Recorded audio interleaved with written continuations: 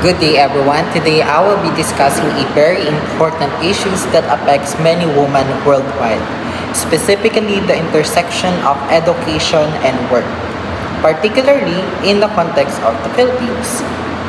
Education and work are fundamental to achieving gender equality as they offer women opportunities for empowerment, independence, and social mobility. Despite the significant progress, women in the Philippines continue to face challenges in both education and workforce. In this concept map, we will explore these challenges, the legal frameworks in place to address them, and the common goals that we are all strive for to create a more equal society for women just like you. Let's begin by looking at the central concept of this presentation. Women in education and work.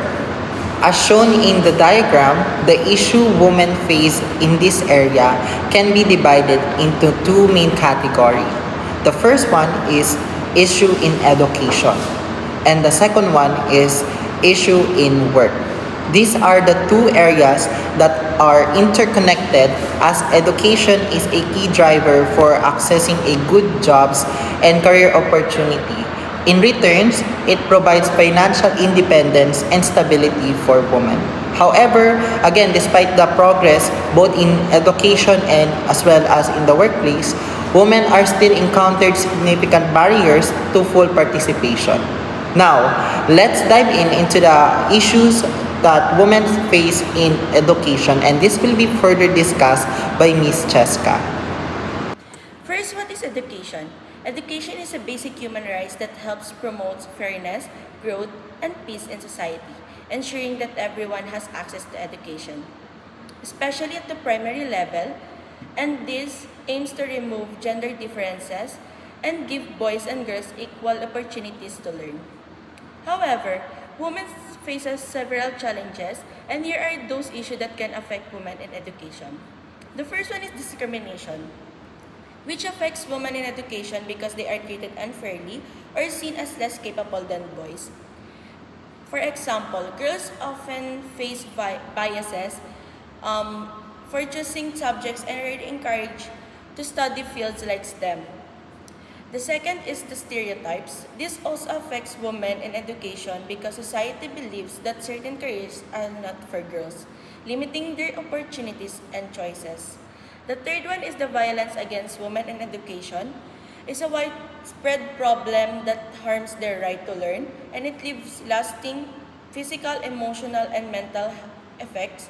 It includes harassment, bullying, physical attacks, sexual abuse, and discrimination in schools and other educational places. The fourth one is the cultural and legal norms.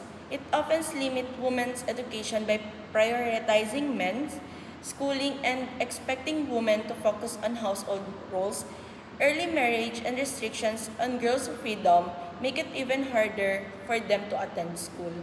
And the last one is the legal gaps. It hinders women's access to education by ignoring discrimination, gender-based violence, and resource inequality.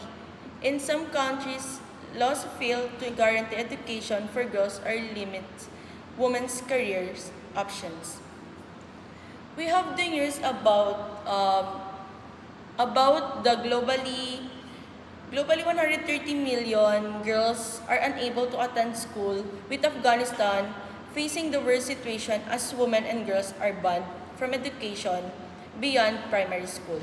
UN experts stress that this denial is a serious form of discrimination, harming both the individuals and society by limiting growth and prosperity. They urge governments worldwide to take immediate action to eliminate gender inequalities and ensure every girl has the right to education. Employment plays a critical role in shaping individual lives and contributing to national progress. Yet, it remains riddled with challenges, particularly for women. These include discrimination, gender pay gap, sexual harassment, career limitations, economic disparity, unpaid care work, and sexual stereotyping. Let's dive into each issue and look at real examples for us to understand further. So first, discrimination. Discrimination in the workplace is still a reality for many women. Women in various industries continue to encounter workplace discrimination, including termination during pregnancy and sexual harassment. Such discrimination not only violates basic rights but also limits access to equal opportunities. Next is pay gap. The gender pay gap remains an unresolved issue. Did you know that women in the Philippines earn, on average, 20% less than men in similar roles? A 2023 report by the Philippine Statistics Authority highlighted this disparity, especially in male-dominated industries like manufacturing and construction. Women are often funneled into lower-paying jobs due to persistent stereotypes about what roles they are suited for. Next is sexual harassment. So sexual harassment continues to plague workplaces despite legal safeguards like the Safe Spaces Act. A recent case in 2024 involved a corporate executive accused of harassing female employees. This incident highlighted two major issues: the fear of retaliation faced by victims and the inadequacy of internal reporting mechanisms. It's a reminder that policies must be actively enforced, not just written. Next, career limitations. Career limitations, particularly for women, are deeply rooted in societal expectations. For example, only about 30% of leadership positions in male-dominated industries like technology and engineering are held by women. Why? Because cultural norms often push women to prioritize family over career, making it harder for them to advance professionally. Next, economic disparity. It is most visible in rural areas, especially among agricultural workers. In Mindanao, for instance, farm workers have reported receiving wages far below the legal minimum. Despite being the backbone of our economy, these workers remain among the most underpaid. This disparity perpetuates poverty and inequality in our society. Next is unpaid care work. So another issue is unpaid care work, which disproportionately affects women. So unpaid labor often limits their participation in the formal workforce and hinders their career growth. And lastly, sex role stereotyping. So it restricts opportunities for women. Certain professions like caregiving and teaching are still seen as women's work, while technical jobs are considered men's work. This mindset discourages women from entering higher paying fields like engineering and technology, reinforcing workplace inequality. Hi guys, in this part of this video, we're going to discuss different laws and policies that protect women's rights, promotes equal opportunities, and creates a safe, supportive environment for their growth and empowerment. So let's explore these laws in detail.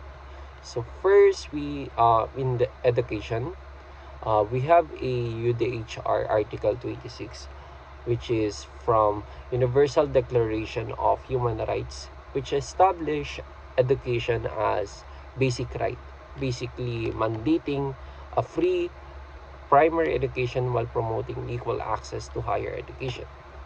It emphasizes the role of education in fostering understanding and tolerance and equality. So next we have is CEDAW, or the Convention on the Elimination of All Forms of Discrimination Against Women, which prohibits discrimination in education, ensuring that women have an access to same educational and vocational opportunities as men, free from stereotypes. The next is the Beijing Platform for Action, or the BPFA, which highlights education as a critical area in advancing gender equality, urging governments to address barriers like cultural biases and financial constraints to ensure women's access to equality education. The next one is the Millennium Development Goal 2, which is the MDG 2, which focuses on the achieving universal primary education by 2015, laying a groundwork for gender parity in education.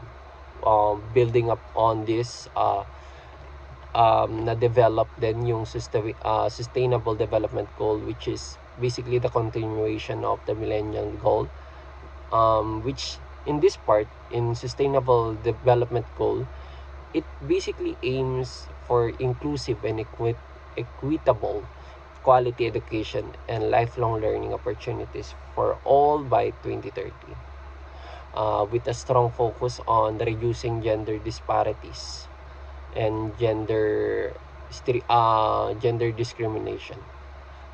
Next is from locally, which is in the Philippines. We have the Philippine Plan for Gender Responsive Development, or the PPGD, which integrates gender equality into national educational policies, ensuring that education system supports women's empowerment and include gender sensitive curricula.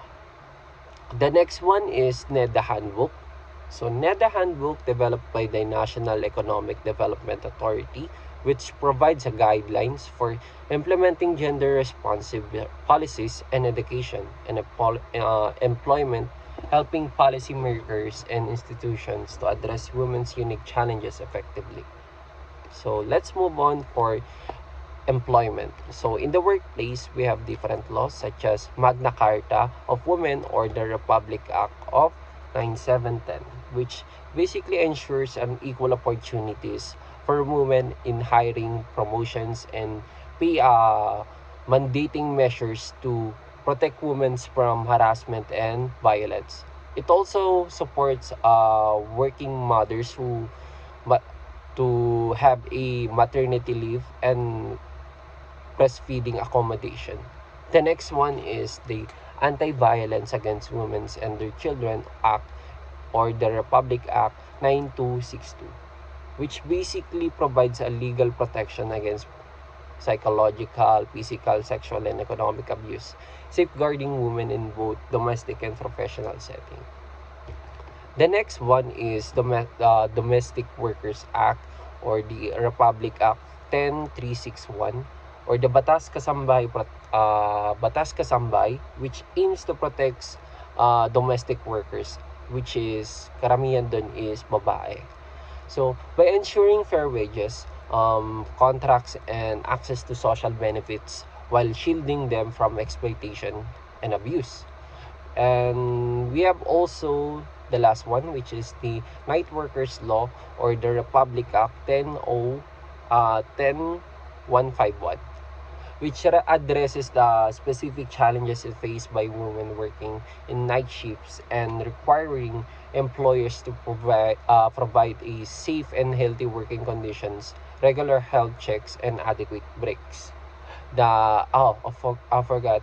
We also have the NEDA handbook, which is an extends guidance to employment policies promoting a fair and gender sensitive practices. So in conclusion, these laws and frameworks collectively work to address systematic inequalities faced by women in education and employment, from international treaties like CEDAW, SDG 4, to national law like Magna Carta, Domestic Workers Act. They basically safeguard women's rights and promote equality. However, laws alone are not enough. Effective implementation and enforcement and crucial for these policies to create real, lasting change. By advocating for upholding these laws, we take a significant step towards empowering women and breaking barriers in achieving gender equality for all. So let's move on to the work environment.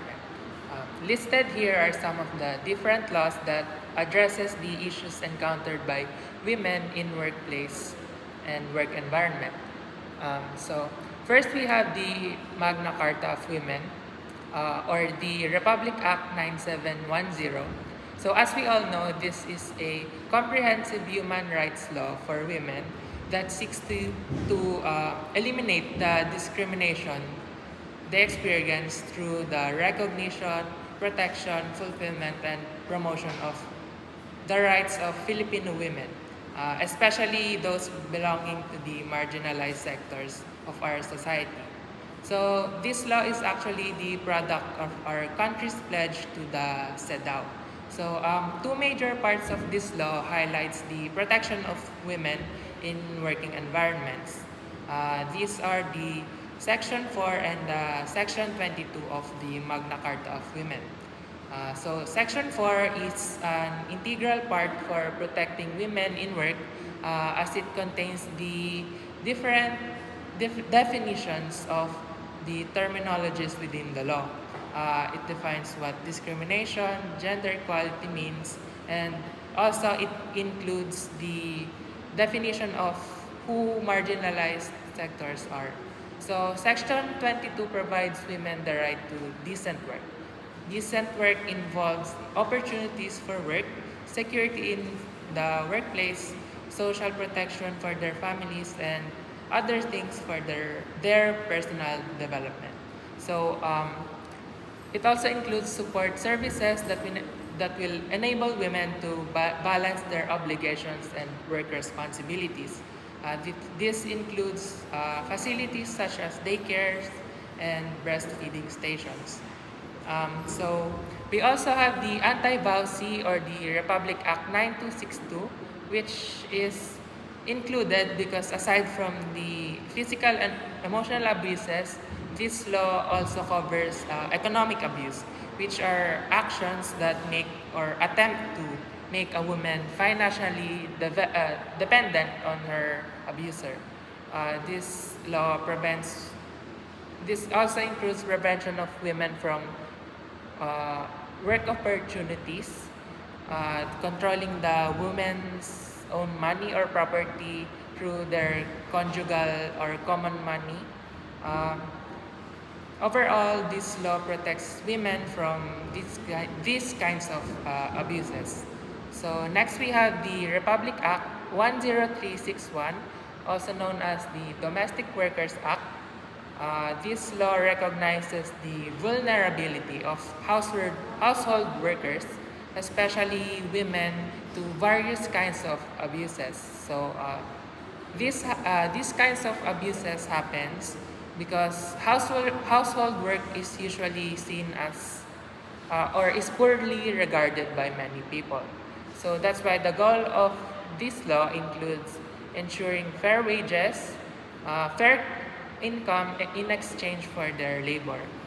It also grants different social benefits such as SSS coverage, health insurances, and other benefits to promote their overall well-being. This also protects them against abuse and prevents physical, sexual, emotional abuse. Uh, it offers women legal frameworks to let them seek protection and justice. Another thing is that this law regulates working conditions through establishing limitations on working days and mandatory rest days. Lastly, we have the RA 10151, which is the Night Workers Act that enables the employment of night workers. This law added new chapters to the Labor Code of the Philippines to amend the law. This law is actually applied in general, regardless of gender. But since we are focusing on women, let us discuss the Article 158 of this law, which addresses the women night workers. This ensures that the women night workers would be given alternatives to night work during their pregnancy and also 16 weeks before and after their childbirth. So during these periods, um, they are immune to being dismissed or given notice of dismissal. They would also not lose their benefits regarding her status, seniority, and access to promotion. And if in case a pregnant woman or a nursing mother insists in working at night, they may be allowed to only if a competent physician, other than the company's physician, shall certify that they are fit to work at night in a safe manner. Lastly, it is also mentioned in this article that the provisions provided should not reduce the protection and benefits connected with the maternity leave under the existing laws.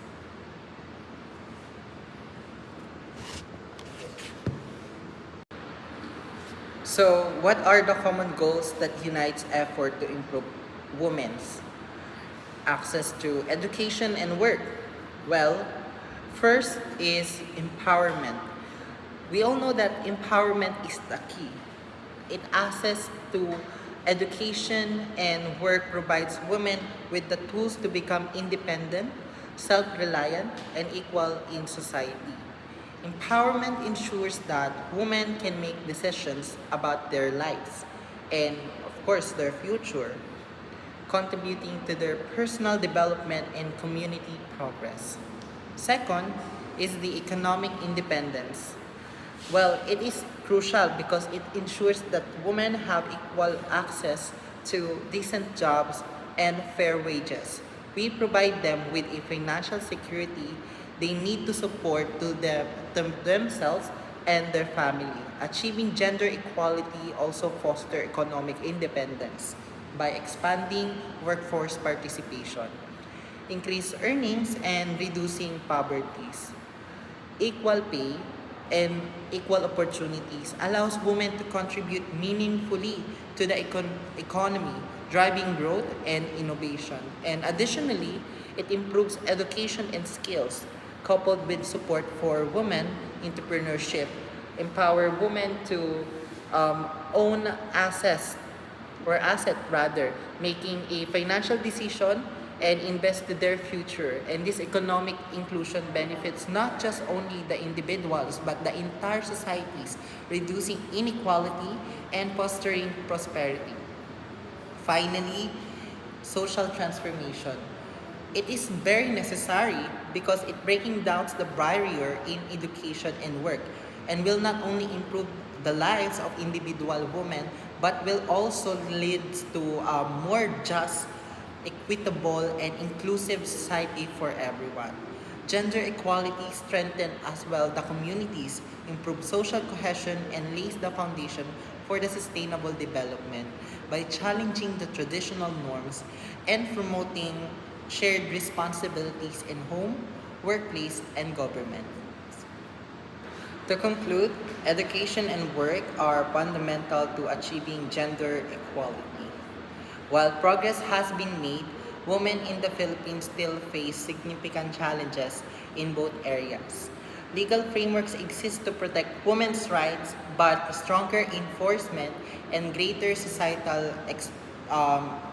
commitment are needed to address these issues effectively. Our ultimate goal is empowerment, economic independence, and social transformation. But how can we move forward? What action can we take in our own communities, workplace, and homes to support women's rights to education and work? I encourage everyone here watching us to reflect on these questions and think about the role we can all play in promoting gender equality. Thank you, and that's all.